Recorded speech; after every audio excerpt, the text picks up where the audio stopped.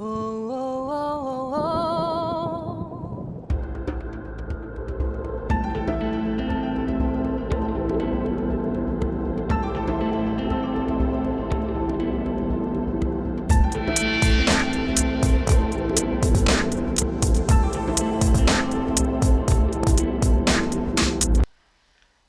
Bonjour à tous et bienvenue dans cette nouvelle série d'études qui va concerner le psaume 5. Donc le psaume 5, on le verra, est habituellement appelé la prière du matin ou encore le recours du fidèle contre les méchants, et habituellement on le présente comme le psaume du juste qui demande la destruction du méchant. Et effectivement, c'est ce que la traduction laisse à croire. On verra que ce n'est absolument pas ce qui est écrit dans le texte originel en hébreu et qu'on est loin d'une demande de destruction et que le psaume 5 est davantage une prière qui proclame la souveraineté de Dieu tout en étant réaliste sur les agissements des méchants mis à terre non pas pour être détruits, mais pour qu'ils puissent reconnaître la puissance et la justice de Dieu et venir à lui. Commençons notre étude, l'intro de ce psaume 5, par sa lecture. Au chef des chantres, avec les flûtes, psaume de David. Prête l'oreille à mes paroles, ô Éternel, écoute mes gémissements. Sois attentif à mes cris, mon roi et mon Dieu, c'est à toi que j'adresse ma prière.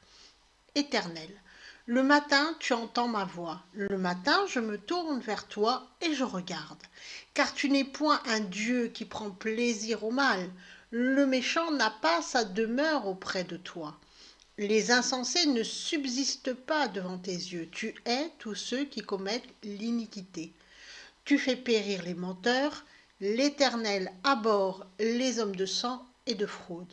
Mais moi, par ta grande miséricorde, je vais à ta maison, je me prosterne dans ton saint temple avec crainte.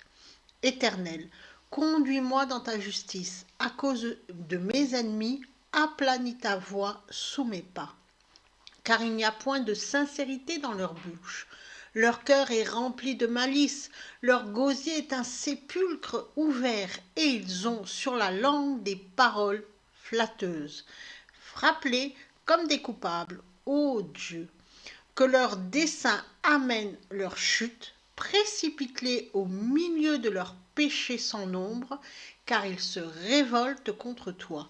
Alors tous ceux qui se confient en toi se réjouiront, ils auront de l'allégresse à toujours et tu les protégeras. Tu seras un sujet de joie pour ceux qui aiment ton nom, car tu bénis le juste, ô Éternel. Tu l'entoures de ta grâce comme d'un bouclier. Encore une fois, pour cette étude, j'ai choisi la traduction de Louis II, car c'est la traduction qui est la plus lue par les croyants. Donc, on va aller regarder, et puis c'est la Bible, c'est cette traduction biblique qui est aussi la plus accessible quand on veut acheter une Bible. Donc nous, on va travailler sur ce texte de la traduction de Louis II. On aurait pu en prendre d'autres traductions, ça revient au même.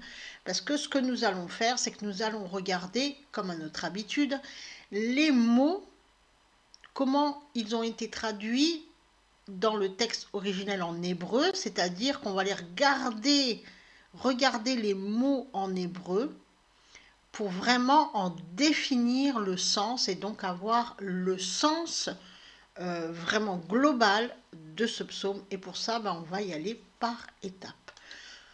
Commençons par faire quelques remarques. La première remarque que nous devons soulever est le fait que ce psaume est chanté et s'accompagne d'instruments, comme ce fut le cas pour le psaume 4, et je vous invite à aller regarder, si ce n'est déjà pas fait, visionner ou lire les articles concernant les études du psaume 4. On avait vu que là, le psaume 4, c'est aussi un psaume qui est composé avec des instruments, c'est-à-dire qu'il est fait pour chanter. Quand on regarde le verset 1 de ce psaume, on va le relire. au chef des chantres avec les flûtes, psaume de David. Donc on s'aperçoit que c'est encore un psaume qui a été composé par David avec le chef des chantres et sur une musique qui s'accompagne, qui est jouée par des flûtes. Au chef des chantres, nous avions déjà rencontré cette même formule lors de l'étude du psaume 4.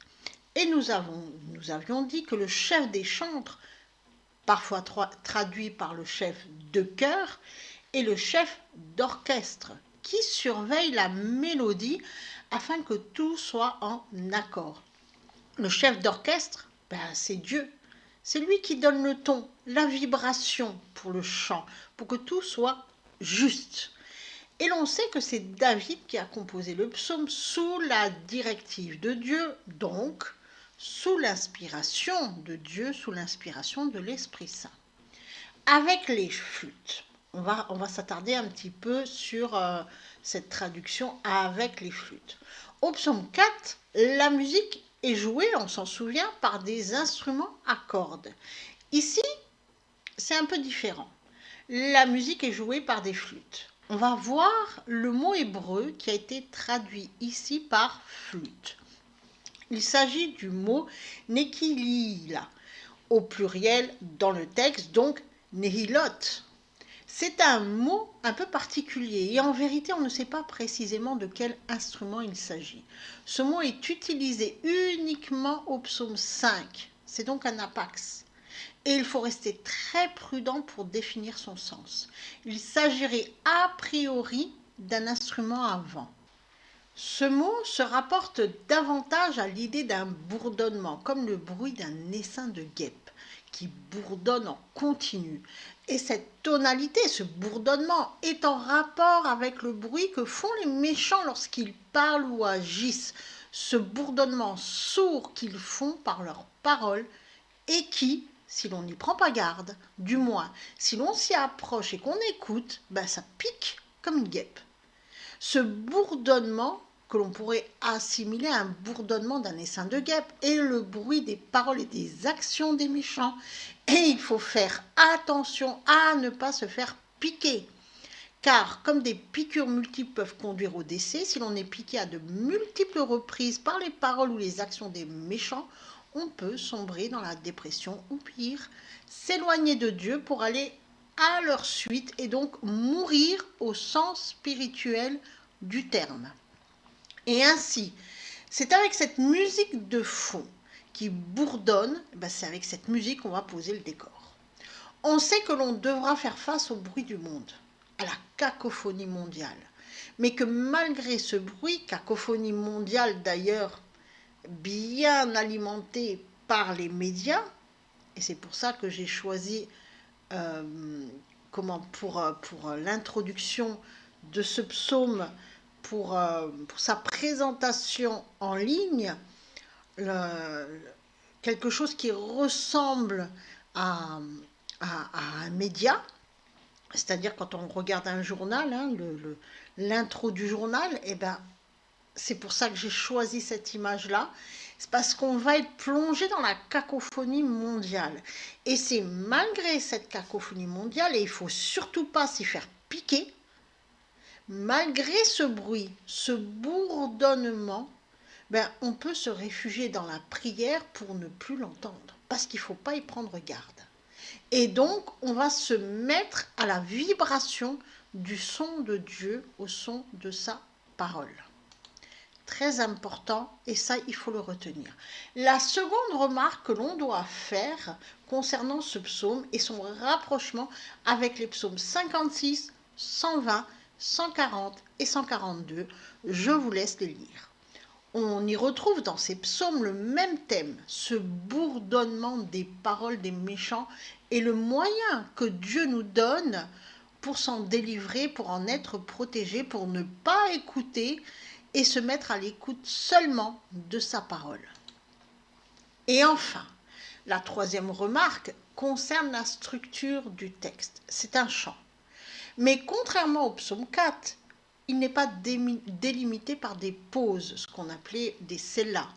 Cependant, nous pouvons y établir 5 parties distinctes, comme 5 couplets, qui comportent chacun un message particulier loin de ce que les traductions françaises laissent à penser. La partie 1, c'est la prière du matin. Elle concerne les versets 2 à 4. La partie 2 concerne les versets 5 à 7 et c'est un avertissement donné aux méchants. La partie 3, elle concerne les versets 8 et 9 et c'est une prière renouvelée. La partie 4 concerne les versets 10 et 11 et là, on y voit les actions des méchants. La partie 5, la fin du psaume, concerne les versets 12 et 13 et on y voit les bénédictions du justifié plutôt. Ainsi, ces différentes parties donnent le plan du psaume 5 que nous allons dérouler lors de nos différentes études, comme des chapitres qui se suivent et qui doivent se lire ou s'écouter dans l'ordre pour une meilleure compréhension du psaume. Et c'est en faisant ce travail de sens que l'on va pouvoir comprendre le véritable sens de ce psaume tel qu'il a été inspiré par l'Esprit Saint à David. Ainsi, nous allons commencer notre étude du psaume 5 par découvrir le véritable sens de sa première partie, c'est-à-dire les versets 2 à 4. Que Dieu vous garde et vous bénisse. Oh, oh,